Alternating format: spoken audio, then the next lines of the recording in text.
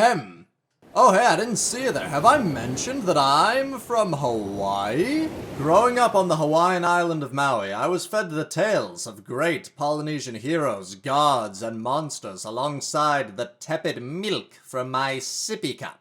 Ranging from the bloody stories of Fiji's shark gods to tales of the tricksy Maui himself, these are the legends I was raised on, and the legends I now share freely with you. This tale took place a long time ago, when the chiefs of man had power that almost rivaled the gods.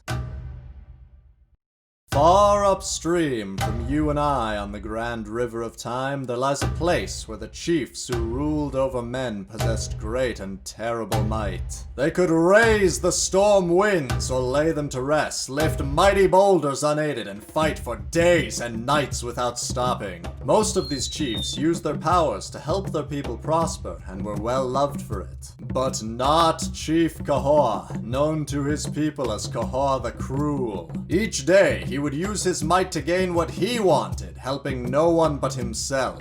"Bring your canoes to the ocean!" shouted his henchmen. The chief must have fresh fish. "Bring your axes to the forest," they said. The chief must have koa wood for another war canoe. "Bring your digging sticks to the fields," they cried. The chief requires fresh taro for his poi. And so it went, for days and nights beyond counting. Beneath the reign of the chief and his henchmen lived two brothers. The younger was Niho, and the older was Kana.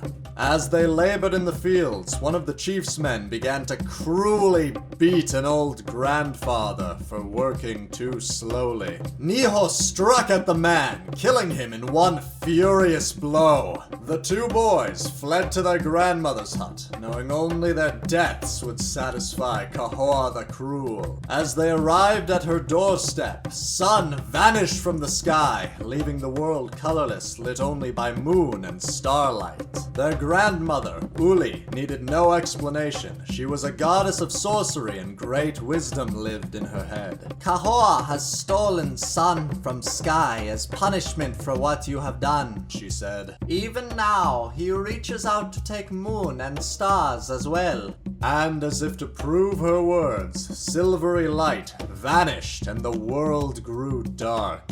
Niho knew then that he must turn himself over immediately, lest his people starve and freeze in the long night.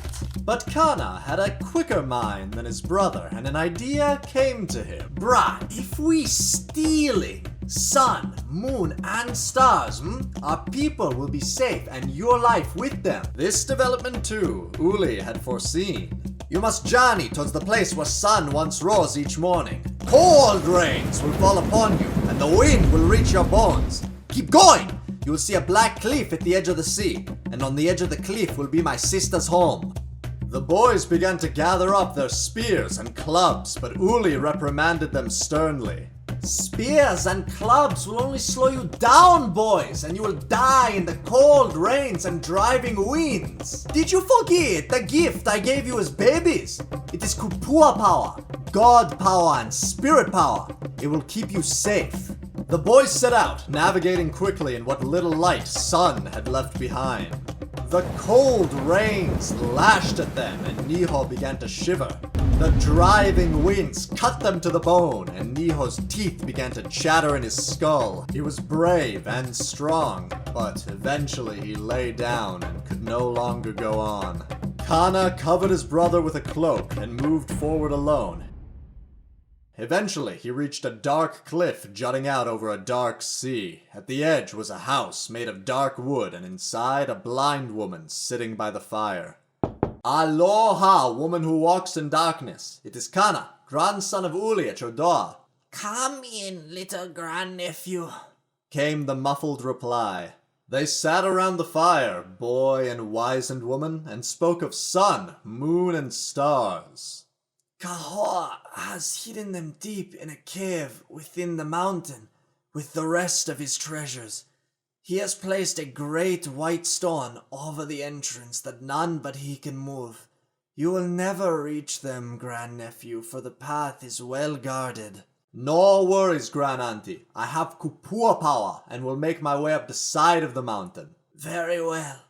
Your skin, is it light or dark? It is light. We must darken it, for all of Kahoa's men have dark skin and they will spot you too easily. With his skin darkened with ash from the fire, Kana began to climb the mountainside. He was a strong climber, but the rains fell hard and his palms were slick with ash. For every inch he clambered up, he'd slide down too. Eventually, an idea came to him. Using his kupua power, he became tall, very tall.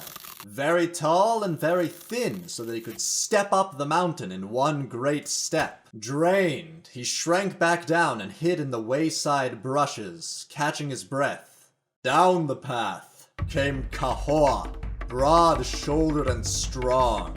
He walked to a cave, blocked by a white stone, and wrestled the stone aside. Food! A steaming cabalash filled with food appeared at the mouth of the cave. I will be back for more. Be ready. And with that, he wrestled the stone back over the cave and strode away to his mountain home. Starving from the use of his kupua power, Kana made his way to the cave. Desperately, he pushed and heaved at the stone. No man could move it, but Kana still had some kupua power left, and Kahoa had carelessly left a gap to grant him leverage. When the stone was moved, he made his voice gruff, dark and cruel like Kahoa's voice. More! Another cabalash appeared and Kana wolfed it down, regaining strength with every bite. This time it was easier to move the stone and he made it back to his bushes just in time to see Kahoa walking back down the path. Water of life! Fill my cup! The water of life! Water from a pure and clear spring that Kahoa guarded jealously, said to be able to restore vigor and heal any harm. With it, Kana could save his brother from the cold and gain the strength he'd need for the last leg of his journey. Again, he moved the stone. More water! Fill the kabalash! And so it was, and he took one great sip, feeling his strength flow back to him. Now, my treasures! Stars filled his hands like sand and he flung them into the sky. Moon followed and he hurled it to the heavens.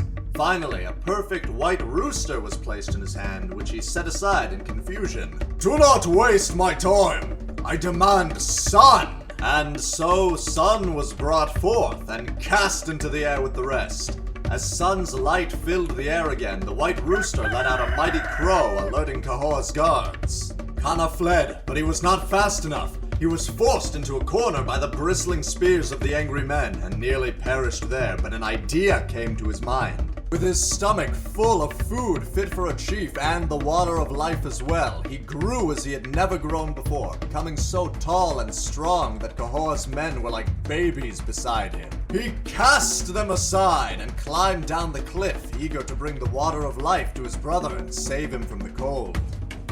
Now, when dark clouds fill the sky and cover sun, moon, and stars, we say that Kahoa is reaching back up to steal them away again. But we are not afraid. If he was not strong enough to keep them then, how will he do so now? Thank you for watching, and I hope you enjoyed. If you did, please subscribe to the channel where I'll be covering more Polynesian mythology in the near future. Or if history's more your thing, you can click here for a brief overview of Egypt's Old Kingdom explained with smug country balls aplenty.